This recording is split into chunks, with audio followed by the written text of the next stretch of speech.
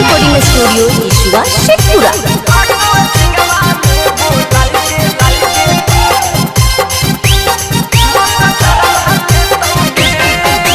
भुइया में सूता के लभक सुइया देतौगे, भुइया में सूता के लभक सुइया देतौगे, ताको चिंगवा में बोलाई के मस्तरवा लेतौगे, ताको चिंगवा में बोलाई के मस्तरवा लेतौगे। चढ़ जवानी के गाड़ी ओभर लोड कर देतौगे, चढ़ जवानी के गाड़ी ओभर लोड कर देतौगे, ताको चिंगवा में बोलाई के मस्तरवा लेतौगे, ताको चिंगवा में बोलाई के मस्तरवा लेतौगे।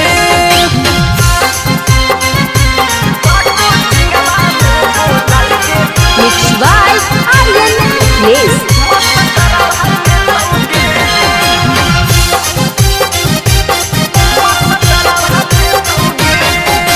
ओकरा जैसन छौरी मिलतौ नहीं मरद, लेतौ त तनिको सा करतौ नहीं दर्द। गर्मी के सीजन में रहमेगे ठंडा, लहंगा तोहर छौरी रहतौ गे सरद।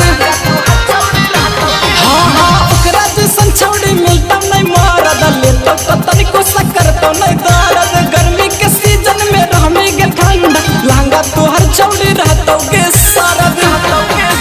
धरतौ बुखारी दवाई तोरा डॉक्टरवा देतौगे, धरतौ बुखारी दवाई तोरा डॉक्टरवा देतौगे, ताको चिंगवा में बोलाई के मस्तरवा लेतौगे, ताको चिंगवा में बोलाई के मस्तरवा लेतौगे।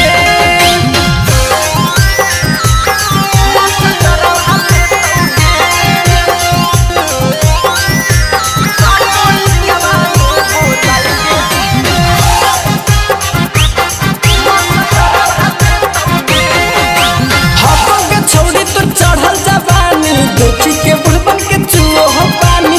सभे मस्त साहेब हो रसीला, टंगा के डोरी पर कर देता ढीला।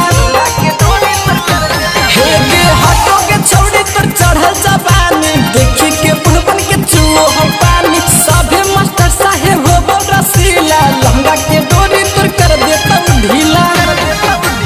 आर्यन अखिलेश पेट में चिन्हा देतौगे, छोटू अकेला पेट में तोरा चिन्हा देतौगे, ताको चिंगवा में बोलाई के मस्तरवा लेतौगे, ताको चिंगवा में बोलाई के मस्तरवा लेतौगे।